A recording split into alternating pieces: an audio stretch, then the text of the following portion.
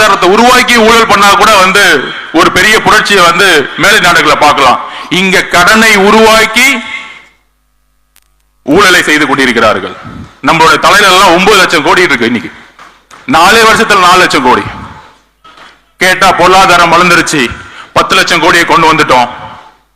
எல்லாமே media setting, பக்கா setting பண்ற தவிர எதுவுமே தெரியாது.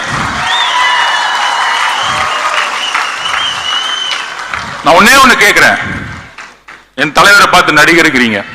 அவர் எப்பவுமே சொன்னார், இப்ப கூட பதிவுல என்னுடைய ஒரே ஒரு கமிட்மெண்ட் இருக்கு, முடிந்த உடனே என்னுடைய வாழ்க்கை முழுவதும் மக்களுக்காக டிக்ளேர் பண்ணிட்டார்.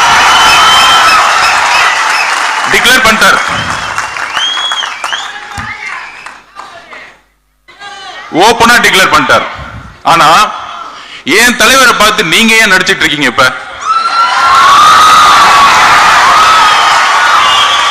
அதுவும் கொஞ்சம் அவர் போடுற பேண்ட் சட்டையை மாத்தி நடிச்சா கூட பரவாயில்ல.